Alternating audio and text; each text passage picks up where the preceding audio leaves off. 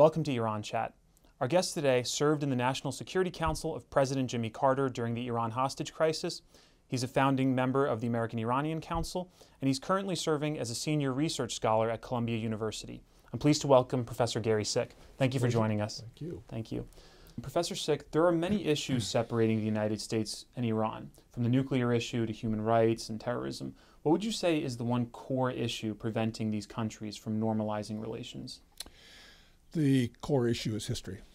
And basically with 36, however many years it has been since the Iranian Revolution and the hostage crisis, there's been no relationship between these two countries. And that basically has shaped the attitudes in Iran, but it's also very much shaped the attitudes in the United States. The hostage crisis, even though many people today weren't around when the hostage crisis took place, it has perpetuated an image of Iran as wild-eyed, fanatic, bearded men waving their fist at the camera and saying death to America.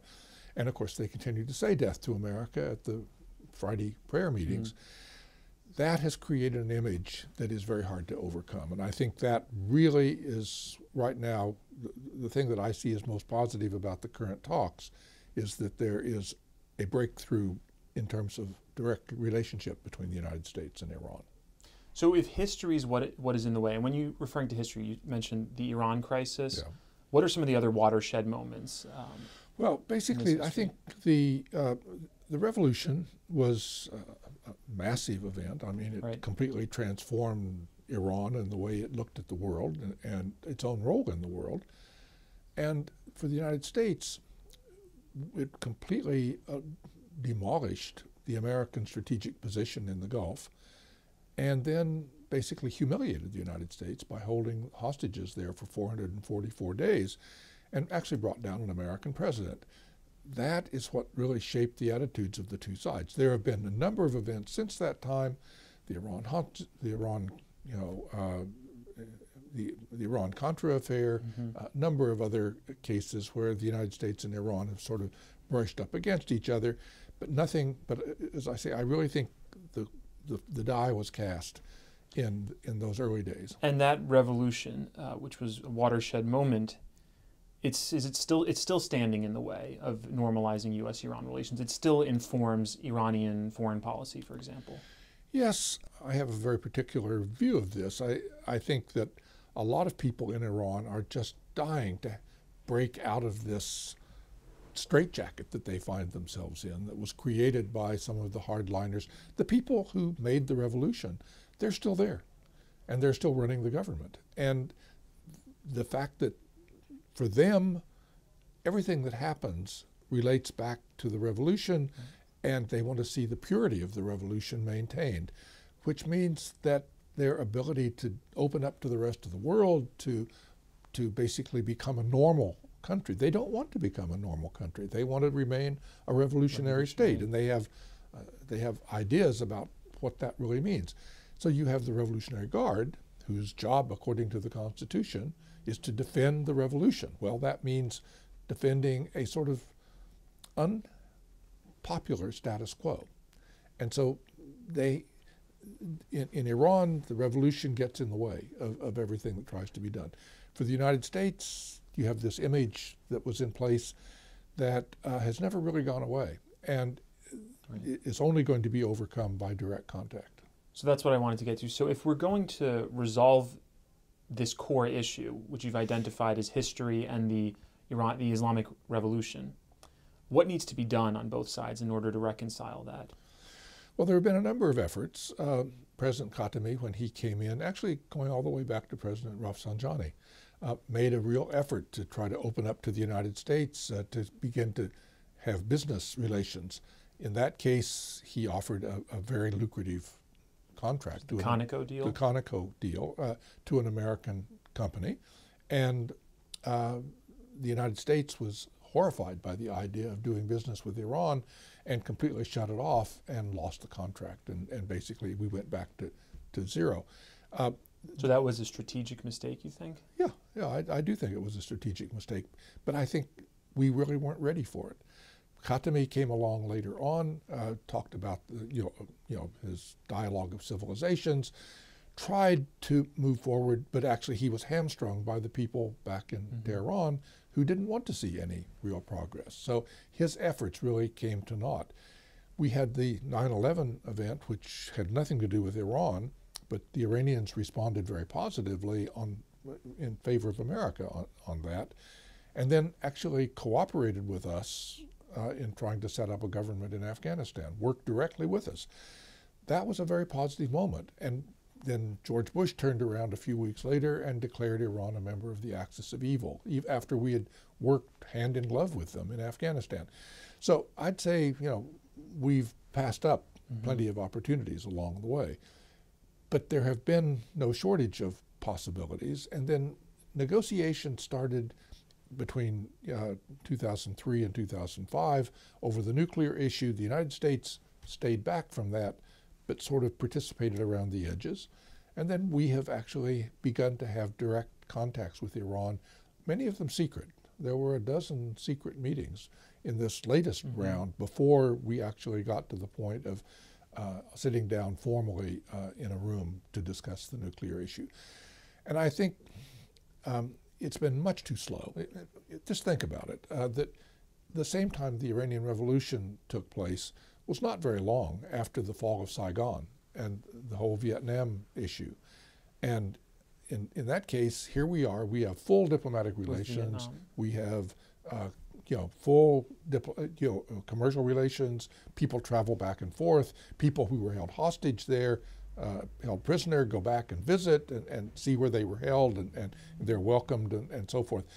And in Iran, that hasn't happened yet. So, it's really kind of funny that in the case of Vietnam, we lost over 50,000 Americans in that war, that were killed in that war. And now we've forgotten all of that, and we're good friends and have friendly relations.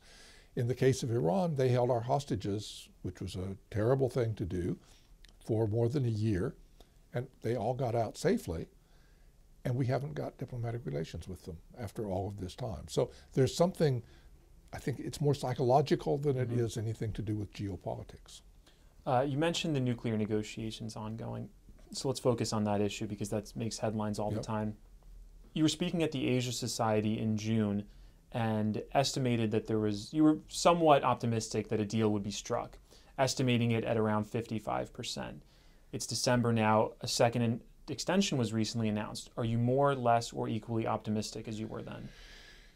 It's really difficult to make projections because the deal is there to be done. Basically, the two sides they know what they have to do. And each side has to make a compromise. Each side has to give up something that they don't want to give up. Neither side is going to get everything that it's looking for, but the deal is there. It's laid out, and they know pretty much what it is. And the real question is whether there is the political will on either the Iranian side or the American side to go through with it. So it's not so much a matter of can you negotiate a deal that would work, that in fact would provide assurances both to the West about Iran's nuclear ambitions, but also to Iran about the fact that the West is prepared to open up and do away with some of the sanctions, not all of them and not instantly, but nevertheless staged relinquishment of the sanctions, which are hurting Iran very badly. And basically let Iran become more of a normal country participating in the region. That is, it's doable. But I really, when you watch the two sides, I think there's no question whatsoever in my mind that the Iranians want a deal, and there's no question in my mind that Obama wants a deal.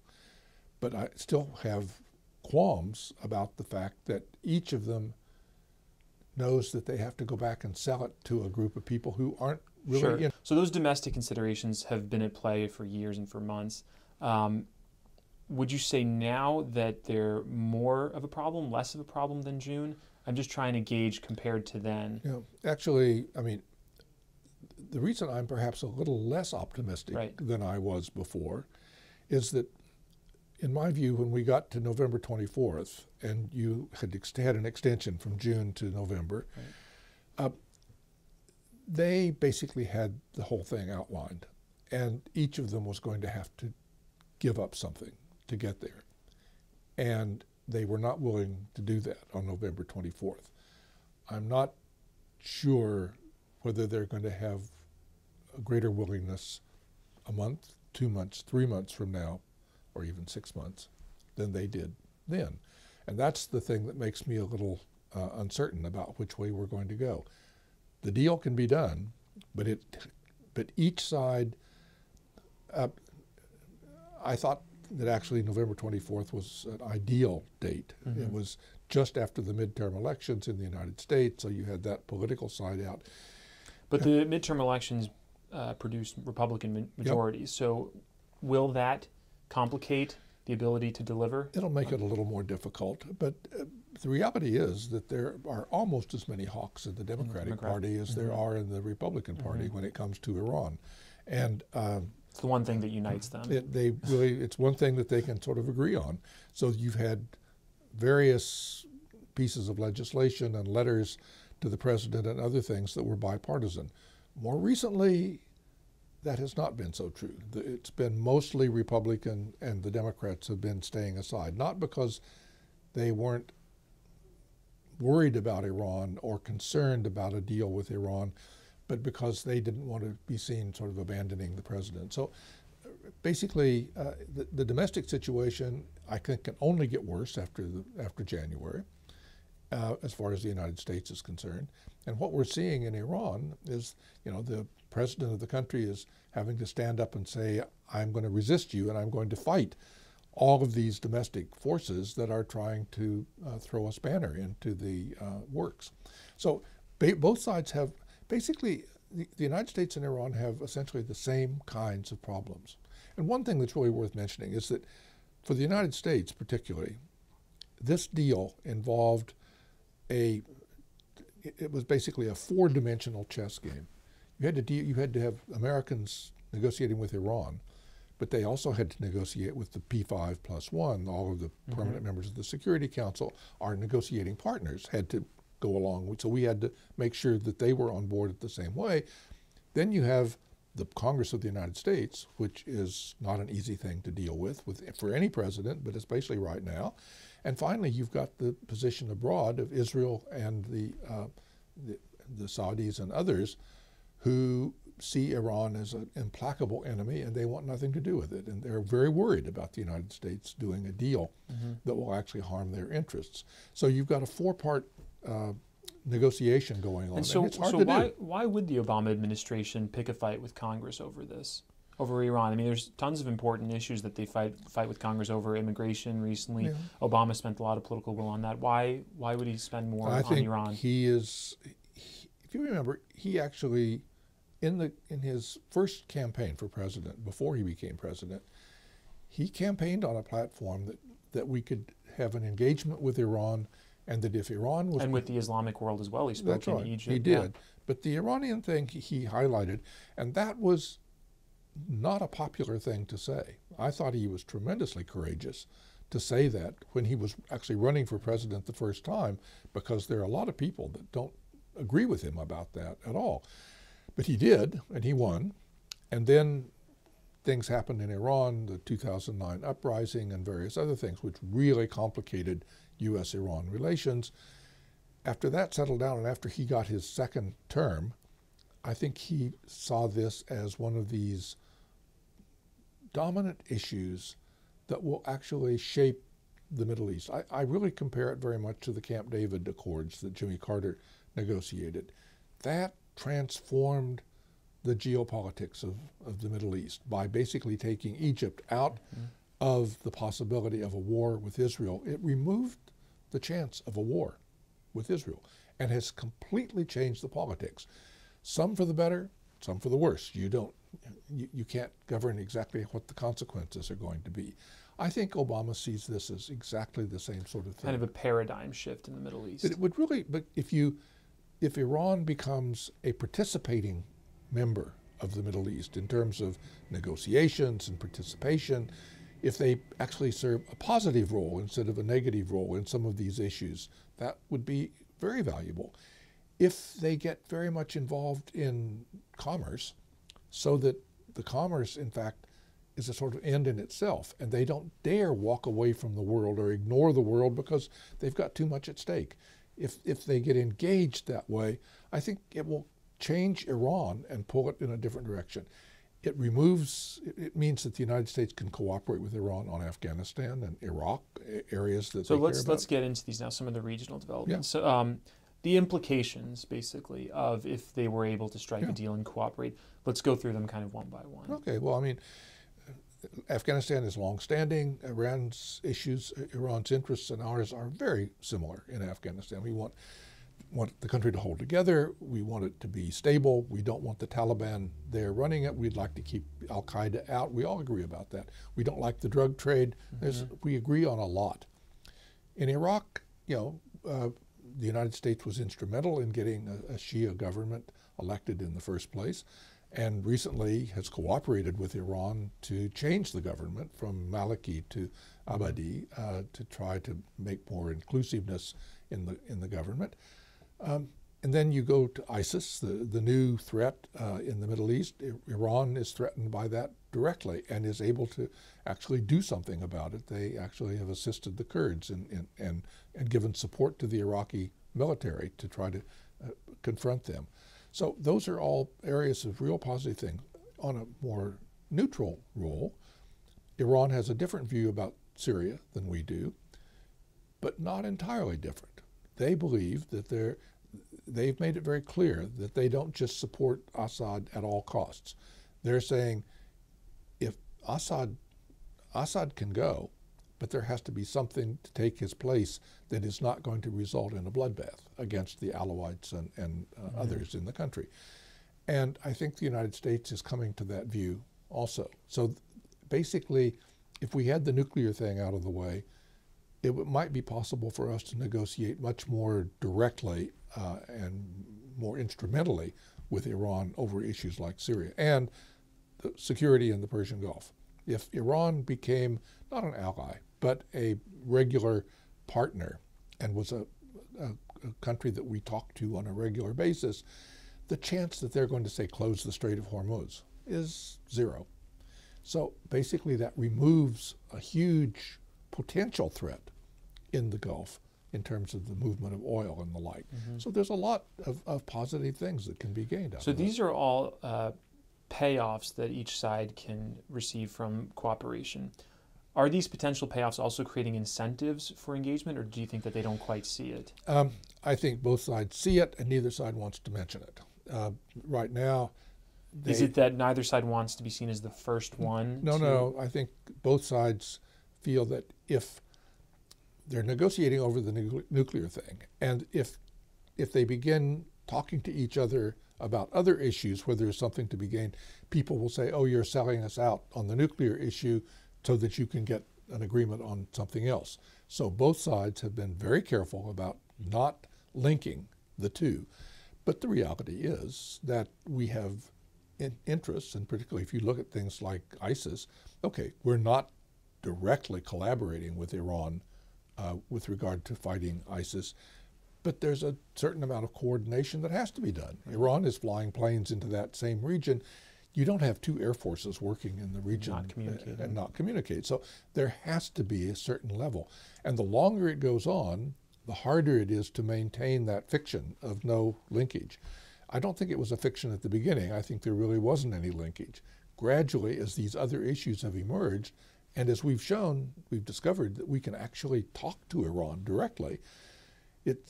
The attitude is, well, why shouldn't we talk to them about these things that actually make sense?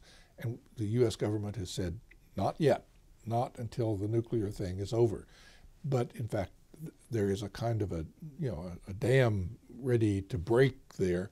And of course, that's one of the things that really worries the Saudis and the Israelis and others, that once the United States and Iran find themselves in a position to talk directly, they will talk to Iran rather than to Saudi Arabia, for instance. That's happened in the past, and the Arabs have good memories about that. Bad memories, but they remember it very well. Anyway, so they worry about that very much. So let's talk about some of those regional players, Saudi Arabia and Israel in particular. Do you think it's possible for the United States and Iran, even theoretically, to reach a deal that would be palatable to the Israelis and to the Saudis that doesn't necessarily make them a loser of that? Or is it inevitably this kind of zero-sum game that they're stuck in? I think that both sides will, both the Saudis and the Israelis, who basically, in this case, see things about the same way. I mean, they have a special relationship with the United States, each of them. They're very different, but they have a special relationship with the United States. And they're worried, I think, actually, in the bottom final analysis, they're not so worried about Iran getting a nuclear weapon because basically Iran has had 20 years to build a nuclear weapon and it really hasn't done that. And with all of the controls that will be put on in any kind of a deal, it's very unlikely that Iran would go that way. But there's a real possibility that there will be a shift of sort of the balance of power in the Middle East, and that the United States is not going to abandon Israel and is not going to abandon Saudi Arabia, but may very well feel that Iran should be brought into those discussions on strategic issues. And that's something that I think both the Saudis and the Israelis don't want.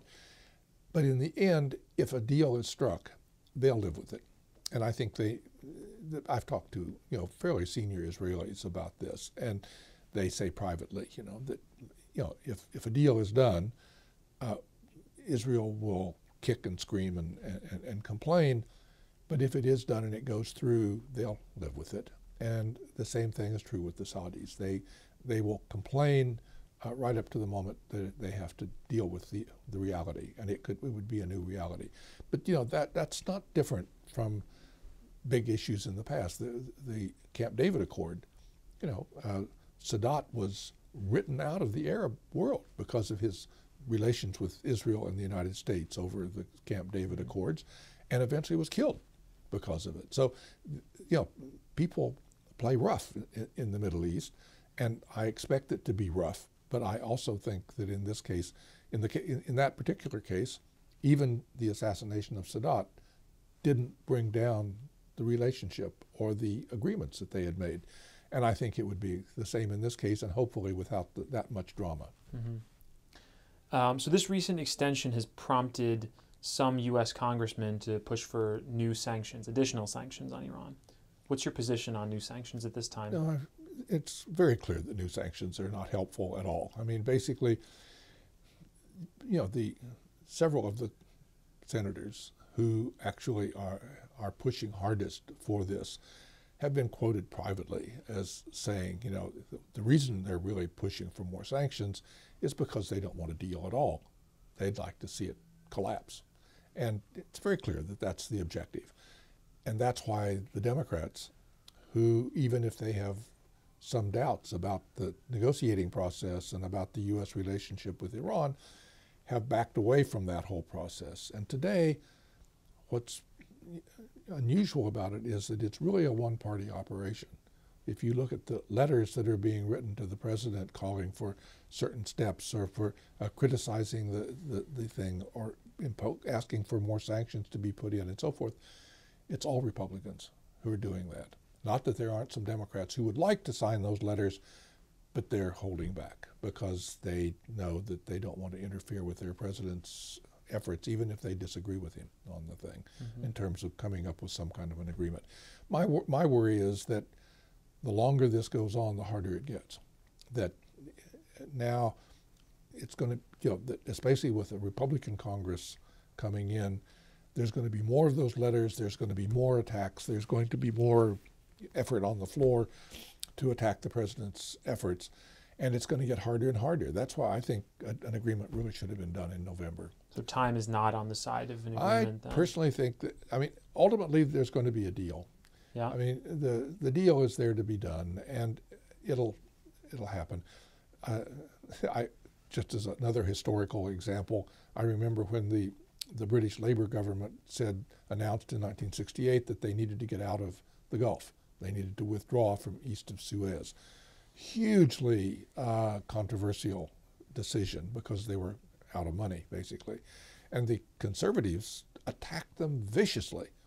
Then the conservatives got into office. They went right ahead with the same plan. They didn't change a thing. So basically, you know. So it was kind of domestic politics, It's throwing stones it's at domestic politics, and the reality is, if you get the deal and you really lock it in, nobody's really going to change it. And that includes even if you got a Republican president at the next time around, which is very, very much up in the air at this point. But I think if the deal was done, it was signed. Ronald Reagan was a tremendous critic of the negotiations that Jimmy Carter did to get the hostages out. They signed an agreement, and he said it was signed under coercion, therefore we don't have to do it. And he stopped after he became president and thought about it, and he talked with his own specialists. They said it's really a very good deal. And ultimately he signed on to the whole thing, and they actually sustained the deal right on through. So it does happen that way. But getting from here to there is difficult and can be very controversial and very unpleasant, actually, for the people involved. President Obama has focused on Iran and the nuclear issue as a pretty high priority in his foreign policy. Is this somewhat an issue of legacy for him, too? It is. And he, I think, makes no bones about it. I mean, this is one of the few really big things that he can do while he's president that would be remembered by everybody. So people remember Richard Nixon for all the bad things he did. He was impeached, all of this, Watergate.